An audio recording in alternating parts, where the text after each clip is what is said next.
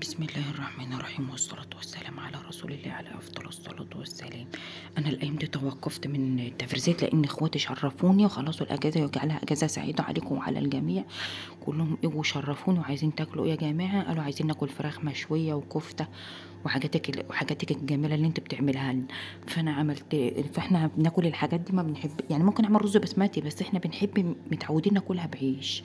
فلقيت عندي دقيق غلة وكملت عليه دقيق زيرو زي ما انتوا شايفين كده المعيار. كان كيلو 700 كده دقيق غله وانا كملت عليه عشان اكمله من 2 كيلو ونص. فعملت دقيق زيرو اللي هو الغله برضو الدقيق زيرو اسمه غله بس غله يعني مش بتاعت الفلاحين يعني الدقيق ابيض مكرر فهم يعني اللي هو الزيرو يعني. فحسيت ان هو ايه الاول حطيت الميه السخنه فالميه جت سخنه قوي فالحمد لله ان انا ما حطيتش الخميره كنت عندي خميره فوريه اللي انتوا عارفين ان انا كنت جايبه نص كيلو على بعضيه وعندي خميره بيره في الفريزر بس البلوك على بعضه. فمش عرفت يعني المفروض تيجي تتقطع انا ما قطعتهاش رحت حاطاها في الفريزر على طول. فقلت اما استعمل الفوريه على طول بتسهل عليا في الشغل. فالحمد لله ان انا ما حطيتهاش على الدقيق انا قلت كنت شاكه فيها بصراحه.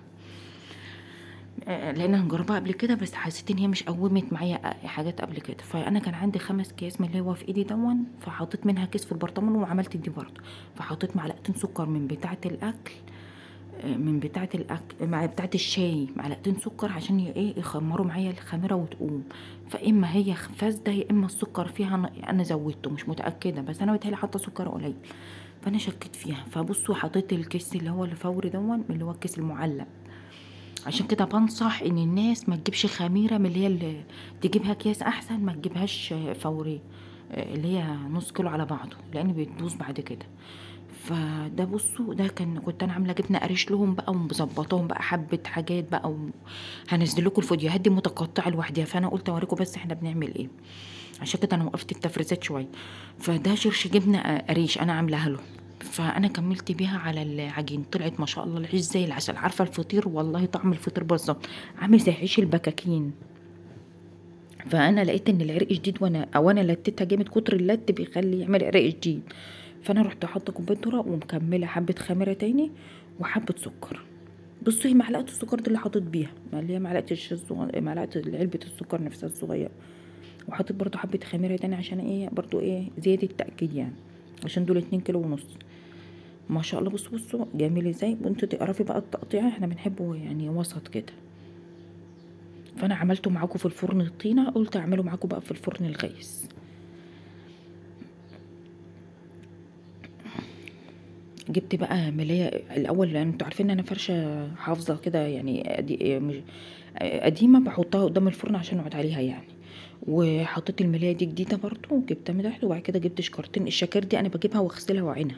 شكار دقيق كبيره نظيفه مخصصه يعني للحاجات دي للعجن وكده يعني احطها في الصاج مثلا الكبير واخبز عليه بس انا قلت لا خليني على الارض احسن الصاج مش هياخد الكميه بتاعت القرصة العيش. السجان اللي انتوا عارفين ان هي عندي. ففردت كده والرده جايبه رده جديده برضو مع دقيق الذره بس انا نسيت اوريها لكم. بخلي فرشه مخصوصه من بتاعه بشتري فرشه جديده يعني بخليها مخصوصه من غير ايد للكنس الفرن والحاجات دي. وبعد كده قماشه نضيفه برضو بمسح بيها زي ما انتوا شايفين العرصه بتاعه الفرن.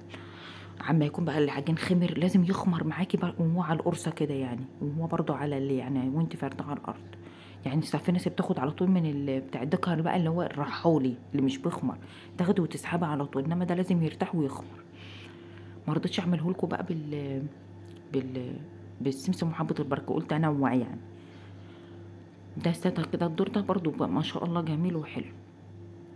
الفرن بقى الغاز انا بعرف ارمي فيه كتير يعني ما شاء الله ممكن ارمي 5 6 فيه كده زي ما انتوا شايفين اهو.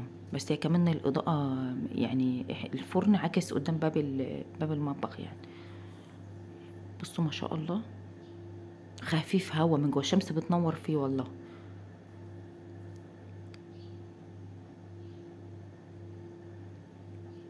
نفسي اعمل بالخشبه يعني بالخشبه زي ما انتوا او الجريده اللي انتوا بتعملوا بيها بس مش بعرف. عندي العود اللي هو السيخ وساعات بيروح خورم الرغيف من تحت.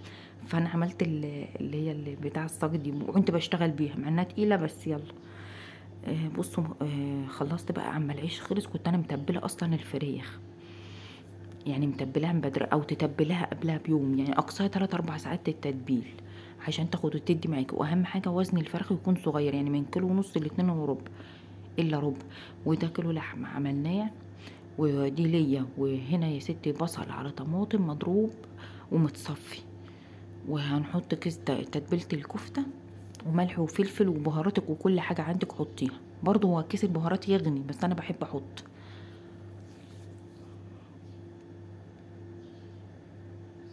انا بقى هقول لكم على تتبيله الفراخ عملتها ازاي. يعني هو انا منزلاها على القناه قبل كده. بصوا، طماطمايه، بصلايه، زعتر مجفف او روزماري صابح، يعني اخضر يعني.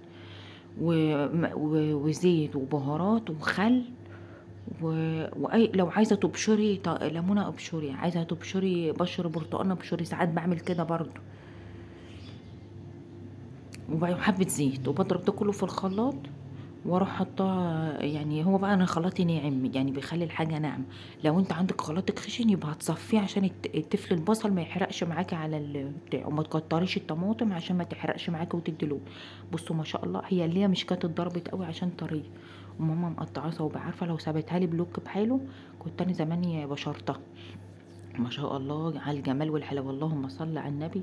حاجه تشرح القلب. ومخلل اللفت انا عاملاه، وده مخلل الليمون اللي احنا كنا عاملينه مع بعض. انا فتحته بس عشان خاطر هم جايين يعني وكده. لكن انا كنت عينه رمضان فعلا. والله العظيم الفلفل زي ما هو، اذا كنك لسه عاملاه. وشوفي بقى له اكتر من شهرين مخلل الليمون ده. مخلل الليمون اللي كنا جايبينه وعاملاه مع اللفت في اول موسم. ولايك وشير واشتراك في القناه وتفعيل زر الجرس.